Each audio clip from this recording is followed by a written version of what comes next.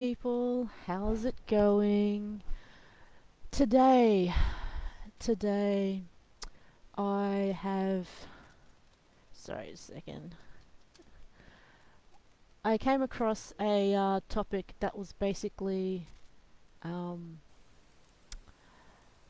non-sexual DS.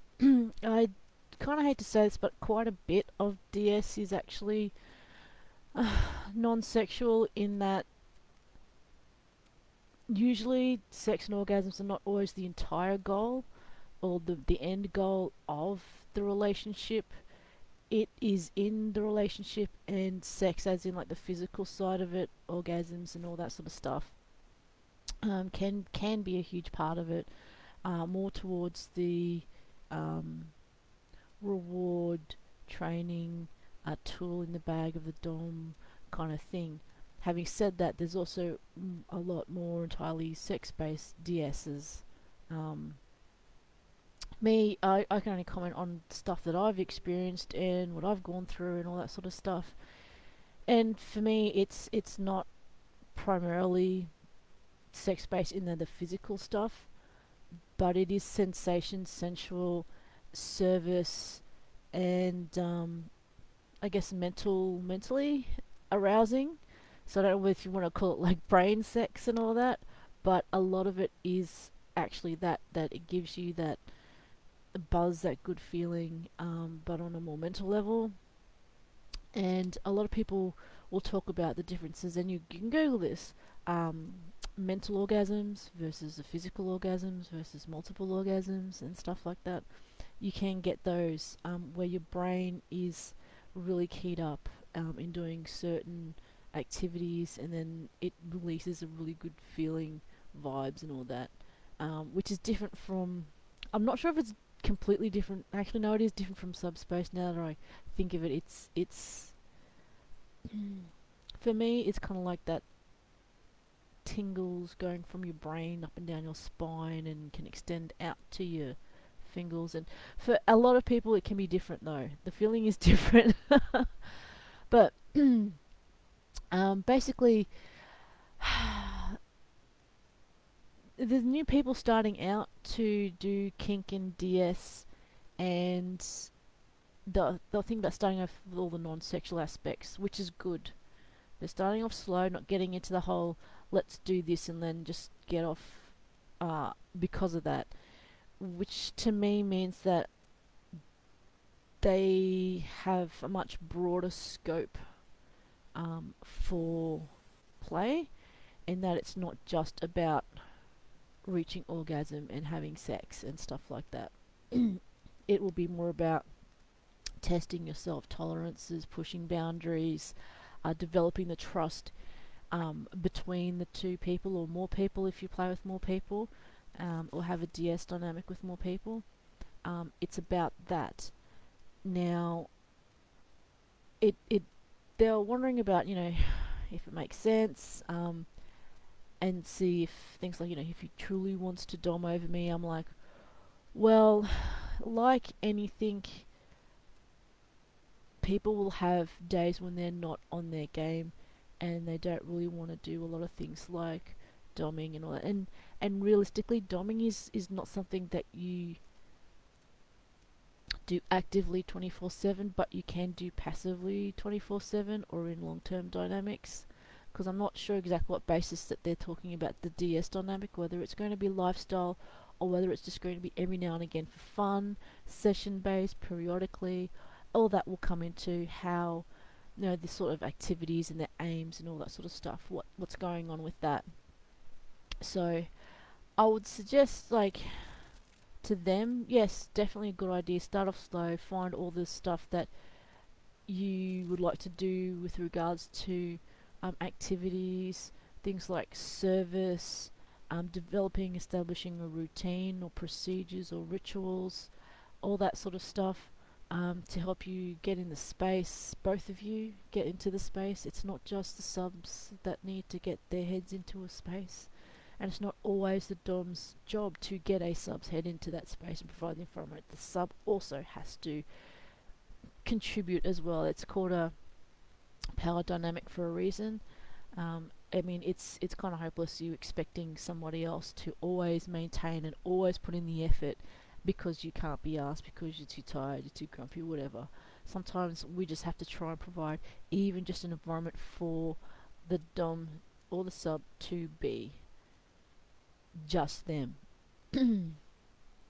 which sounds kind of weird because there's different aspects of people's personality and lives which have a need, and this could be one of those things where they just need a place, quiet, service, everything taken care of, even for like an hour or two, 10 minutes, 5 minutes, 15 minutes of nothing, and then they can sort of recharge themselves. It depends on how much is going on in either person's lives and what they need and how often they get these respites.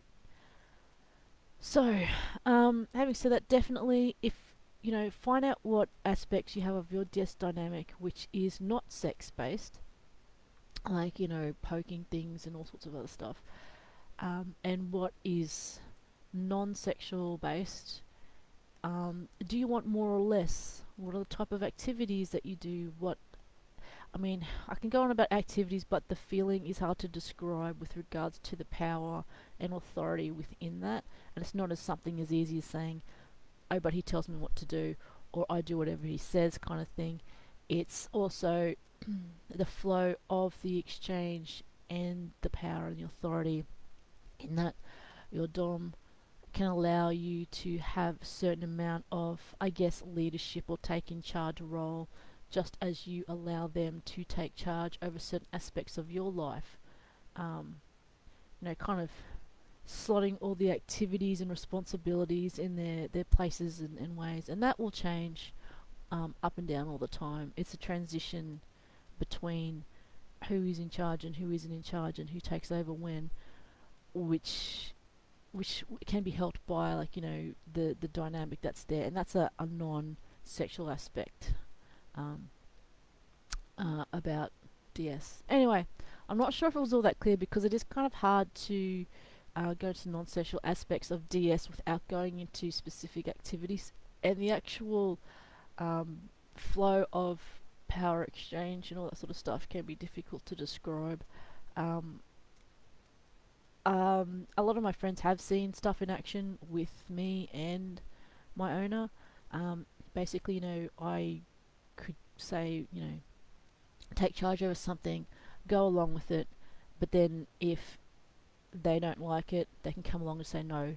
And even if I protest or put up, you know, arguments, I gotta trust that they see stuff that I'm not aware of, or know that I'm getting too involved in whatever it is I'm doing and pulling back. But part of that is also being aware myself of what all these things are and relaying that information to and from.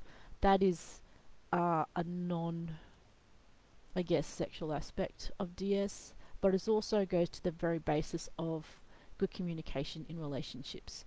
So I would say keeping that up while you're exploring these things is good about how it feels, and be aware of it. Not many people that do get into kink have a higher level of emotional intelligence, but there are people that do. It does promote higher levels of emotional intelligence in people that have come in and have a framework to work in, but that's just my kind of thinking, and I could be wrong. However, the mistake a lot of people make in that they just try and keep the things that they've learnt in kink and DS into their own just DS stuff, whereas anything you learn in one aspect of life can be also applied into other aspects of your life, which can help you learn and grow as a person.